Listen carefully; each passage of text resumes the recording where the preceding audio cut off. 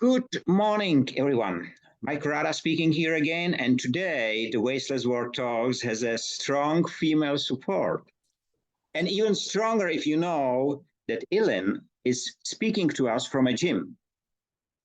Yes, she's a fighter, and I am sure it will be interesting again. And Bill is here as well. You can't see him because that's a secret today. So let's start. So last time we talked with Bill, we ended with Bill in the discussion how precision, which is being considered to be necessary for every industry and so on, that precision generally is one of the reasons for so much wasting.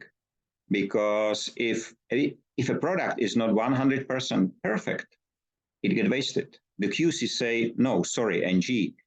And it's quite interesting. And the very end, we spoke about the roots which connects us and which we try right now to rediscover and which many see as obsolete. And I have a question to Ellen maybe.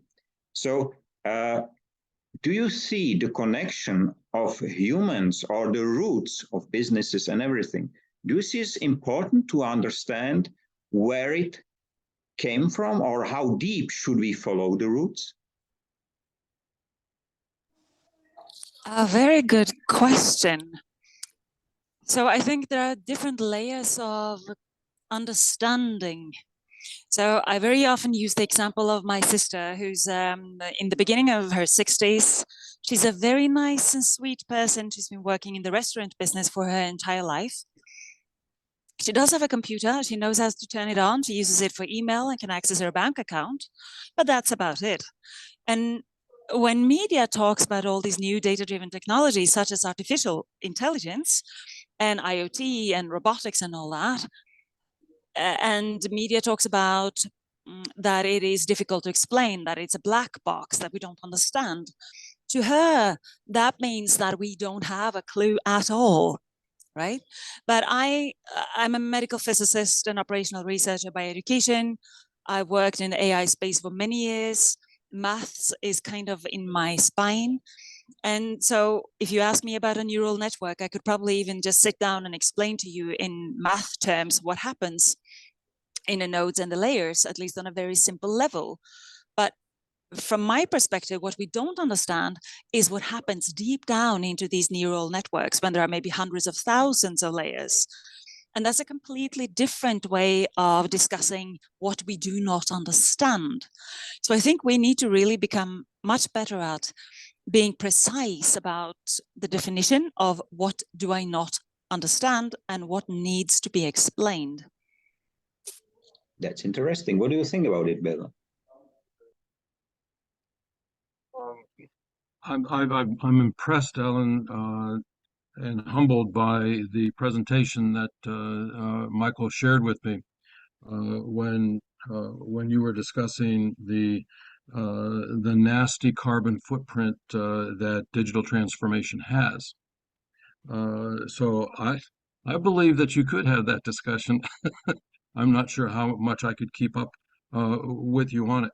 But the question, Michael, of precision is a trap that we fall into too often.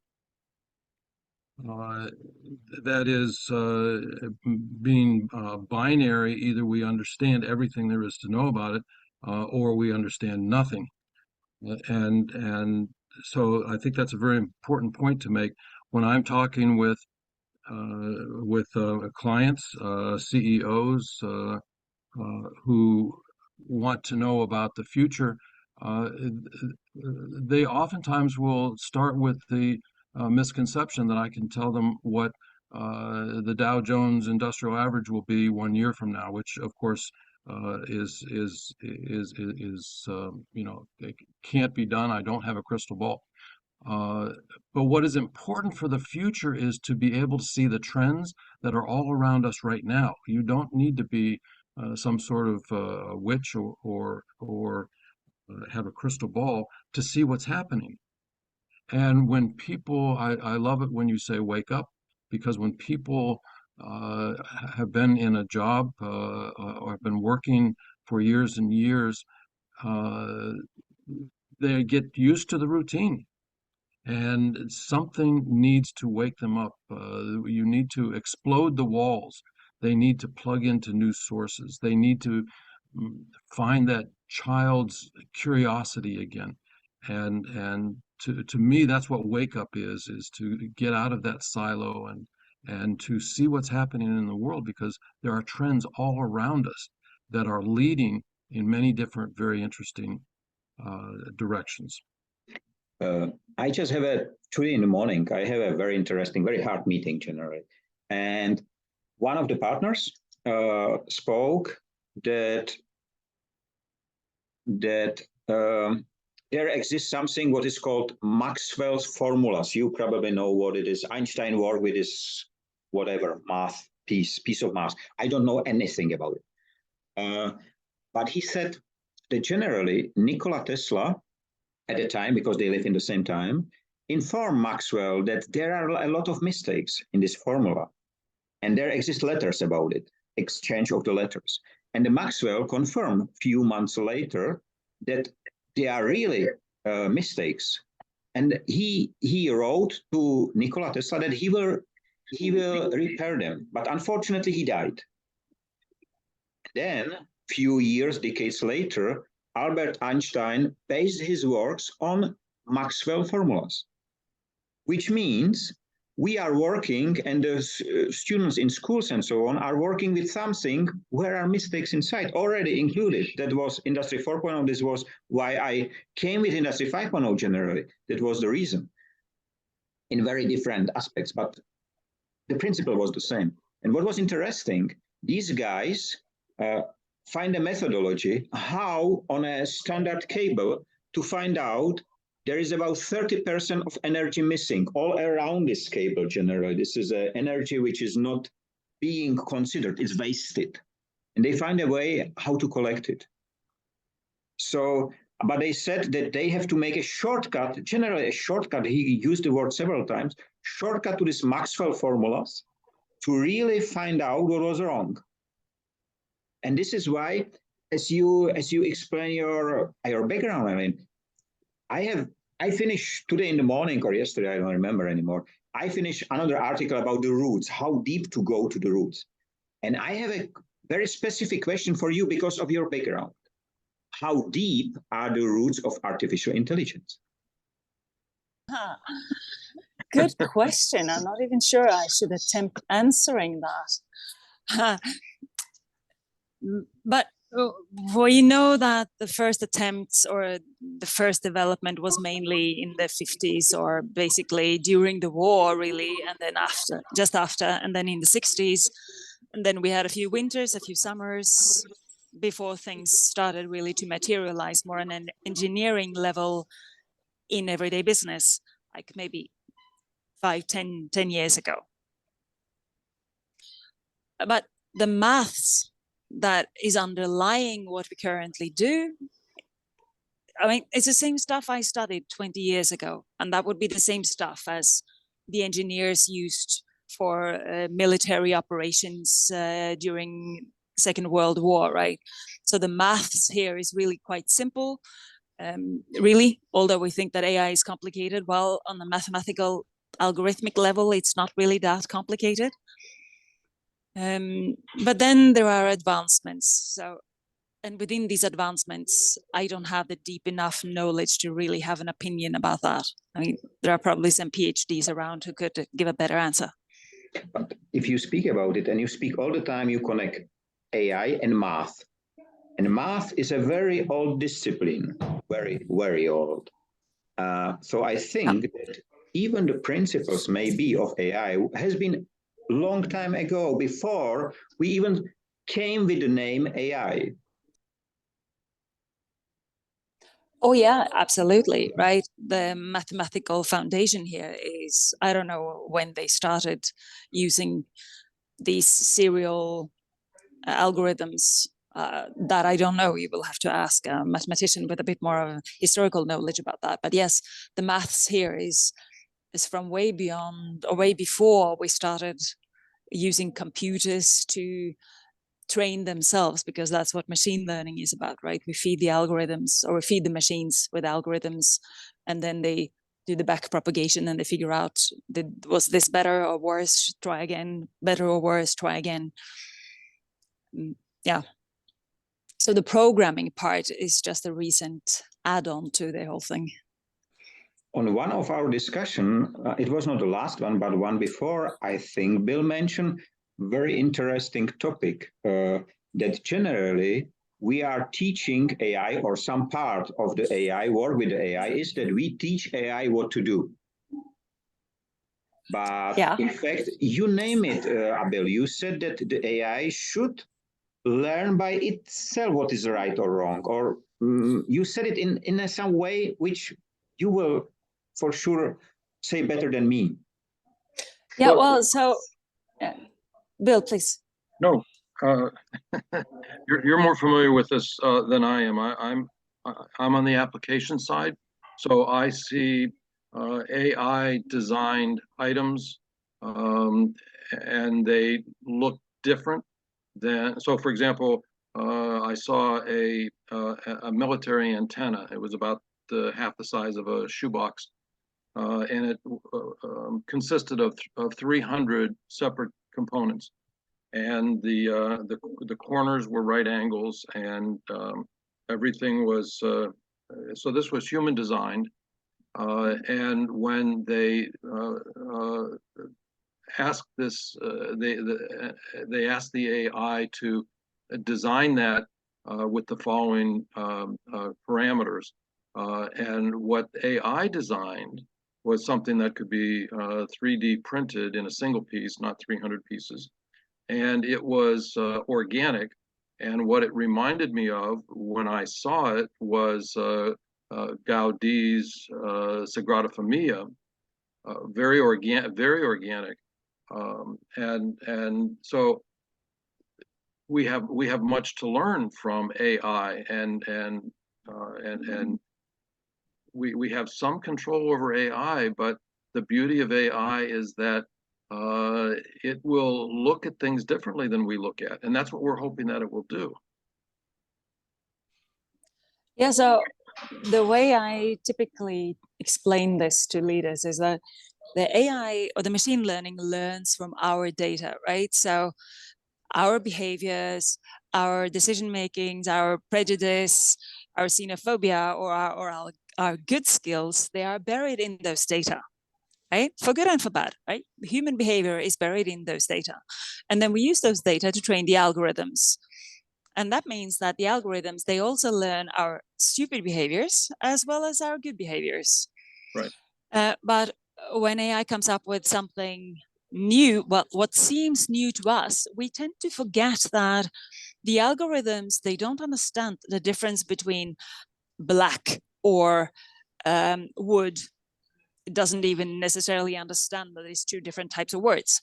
It doesn't understand the difference between salmon or car, right? To the algorithms is just a bunch of zeros and ones with equal importance in a cultural context, unless we tell it otherwise.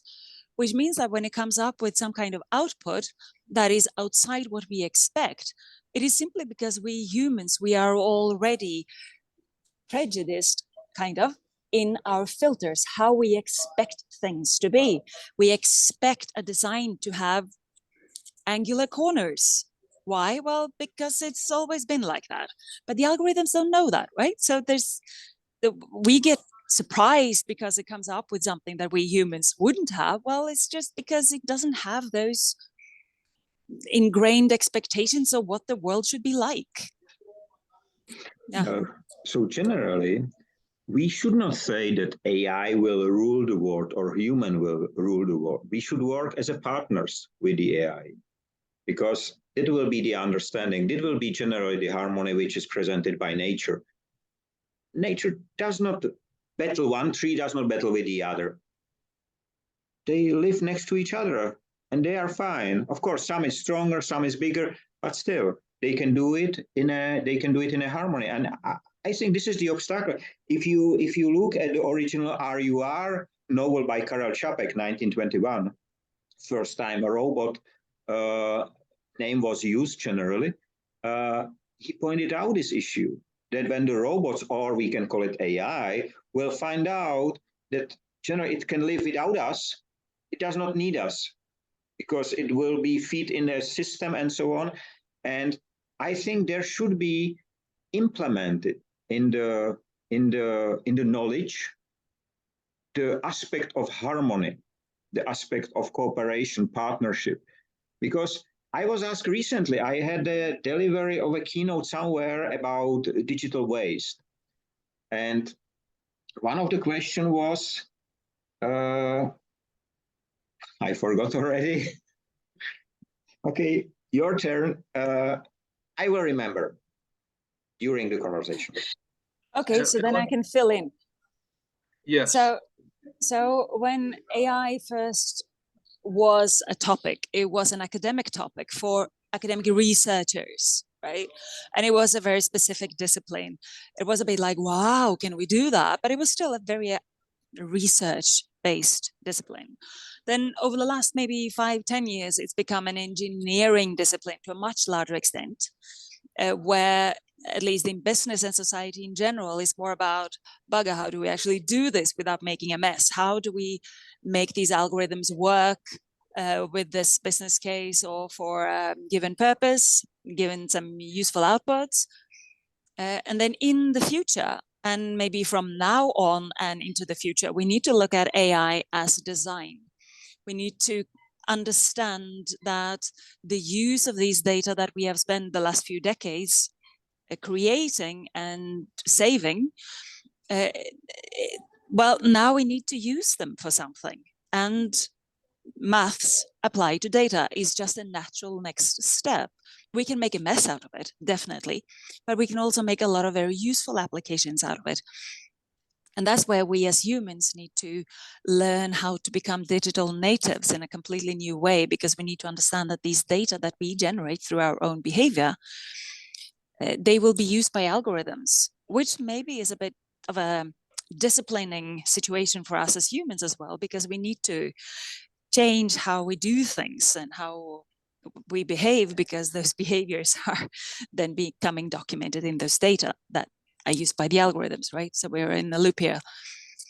And in the future, we really need to design the use of AI into our products and services in a completely new way to be able to create that trust that is actually needed to be able to use these technologies for a good purpose. I just remember the question, sorry, Bill. The question was, do you remember 14 days ago or 1 month or 2 months ago, a robot broke a finger of a child chess player? And I have a webinar after, and the question was, don't have the robots the 3 laws of robotics included? And I just have to smile, because I never met in a factory a robot which follow Asimov's 3 laws of robotics. Not a single one. And I have seen when a robot in a factory close a cleaning lady in the box, and he started. You know, she was in this box because she was cleaning and the sensors did not get her. 3 minutes inside, she has she cannot be cured anymore because of the psychological disturbance. It was so hard that 3 minutes and she's out of the game for the rest of her life. Unbelievable. It must be a horrible situation if you imagine that something which can move a car is just around your face and can kill you in a second. So it's really, as you said, we have to learn how to use it. I call it all the time. In Czech, we have one saying, fire is good servant, but a very bad master. So we have to keep it in this. It's a tool. It's a tool. It can be even the partner. But from my point of view, it should never become the master. And unfortunately, some people push for this situation, and this is what they call human-centric design. But in fact, I don't like this image. You explain it very well, and this is why I am so glad that we have you on the talk. And you have something to say, Bill. Sorry, I just step in. No, that's those examples. We're seeing those frequently now with autonomous vehicles and driverless cars, and so we have a long way to go. And it's brings up the next question, Ellen. With your knowledge in this subject, is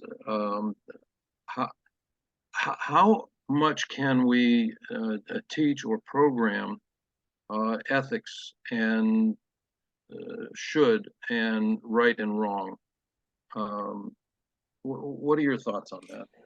Oh, that's a huge question. Oh. And also that's one of the main questions behind the AI Act proposal from the European Commission, which is the new European legislation around the use of artificial intelligence, is complex.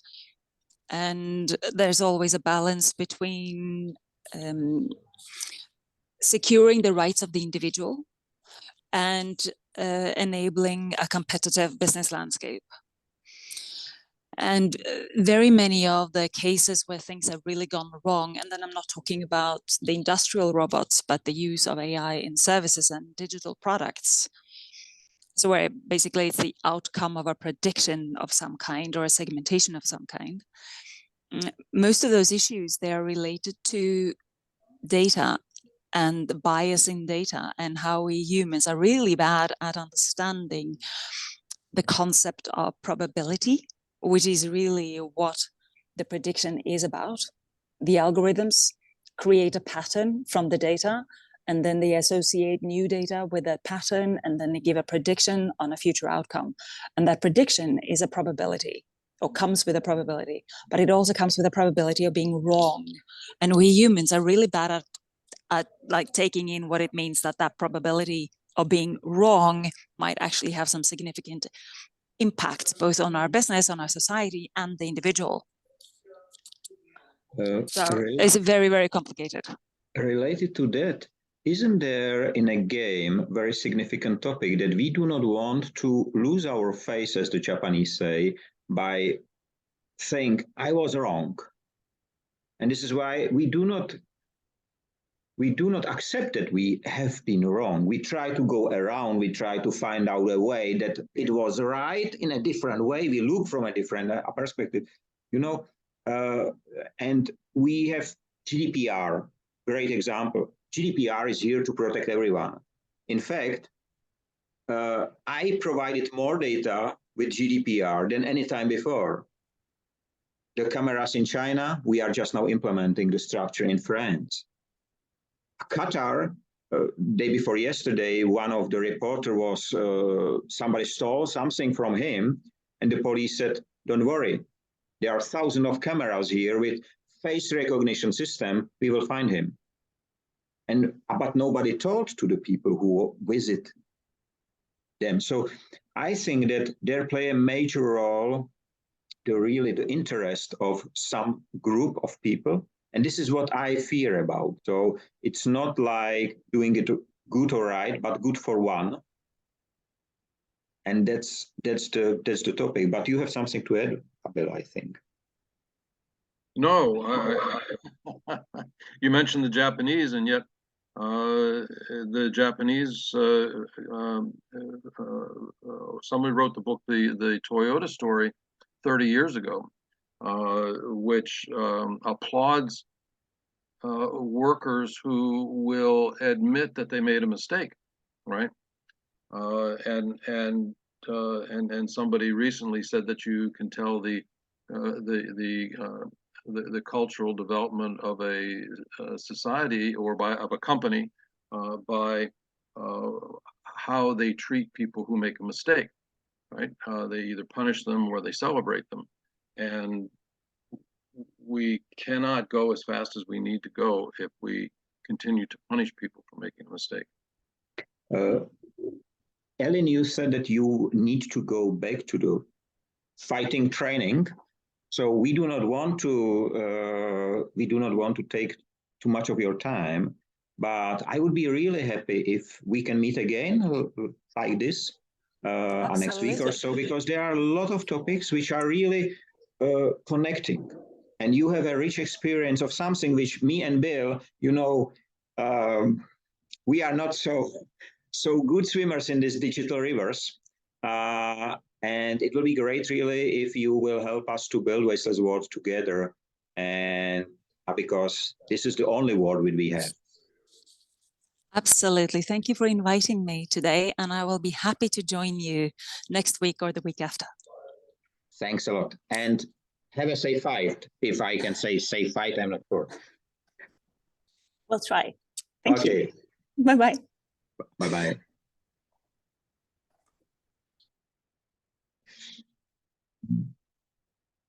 So I have lost Bill, but I will try to recover.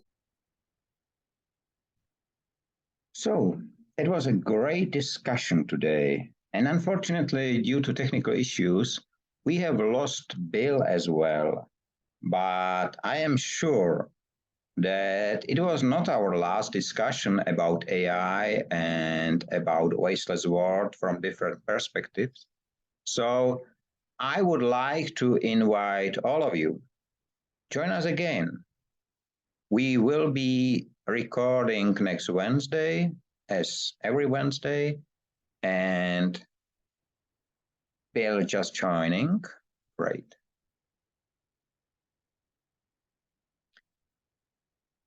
Okay, so sorry for that. We have 7 minutes 50 about. Bill, that was really great because ELIN gave us completely new perspective. I was surprised by some of the answers and I was happy about them, to be honest. Is she still with us? Is Ellen still with us? Okay. No, that was fascinating.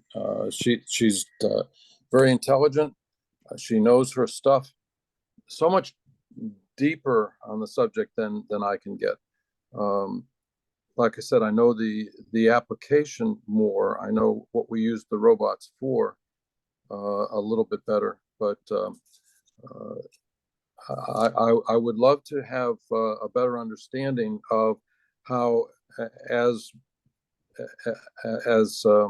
we go on with AI and robotics and so on, how we can. I have a couple of fears about the future. You get down to the core of all this after a year. I do have fears. I don't like to admit to them, but one of the fears that I have is 2001: A Space Odyssey, where HAL takes over the spaceship, and the other fear that I have is the metaverse, because I see how addicted people are to their cell phones and to playing video games, Xbox and all that. And so sorry. I'm so sorry that we as humans, the ethics and the governance issues that arise from any development, technology or business model or any development, the ethics and governance issues always lag. They always come later, after the first ones in have exploited, taken advantage of the technologies, and then 10 years later we're still discussing how we can make it equitable for all, or accessible, for the people who live in countries that don't have Wi-Fi coverage and so on. Why can't we put ethics and governance up in the beginning? Why can't that be a part of the design? Just like recycling and repurposing should be part of the of any design. The last page on there should be when you've gotten all the value out of this new widget, here are 10 things that you can repurpose it to. And that should be a mandatory part of any new design. So you are absolutely right. And generally, the confirmation of your words was delivered by the last COP27. Because one of the output which is mostly discussed is the creation of new fund, which is called loss and damage. right. It's not called preventing loss and damage to happen. It's called loss and damage. So we are giving completely away the responsibility for the result. We just say, okay, if we damage something, we will pay for it. But that's truly horrible. And I think that Elin several times mentioned that really, I think we can teach the artificial intelligence to teach us to behave right, but there must not be the master and so on. I think the right relationship are partnership between both. And you spoke about the addiction. I mentioned a meeting today in the morning, and we have one topic when I said, because there was a discussion about China, and I said, okay, China made the world addicted in the past, addicted to cheap products. Generally, really, the entire world was addicted. But the people in China did not realize that they become addicted as well to the world, which is addicted to their products, which means if there will be the ties cut and China will close, as I predict it will do, it will not suffer the world only, because the world starting to prepare. Own factories again are built, we are trying, and so on and so on. But China still did not recognize their own addiction to the rest of the world. And it will be so easy to change this, but there is missing the will to do so. Because both parties play on the financial point of view, and they really don't care. So we have only 2 minutes left. And then if you will agree, because we will have another 10 minutes, we can connect for the rest again on Google Meet and finish the day of the discussion if you have time. Okay, so we have 1:50.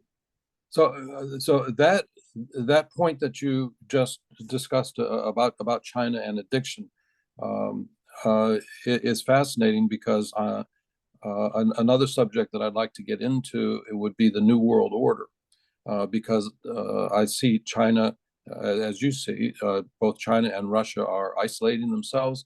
They're building their own everything that the world shares now, like the transfer of money through banks and so on. They're building their own networks and so on. And at the same time, they're becoming more repressive with their own population, which is causing in Russia just literally millions of people are leaving the former Soviet Union or Russia because of the repression, and so they're losing the young, the talented, the educated, and so they will become the next North Korea. And I see China in many ways going down the same path. So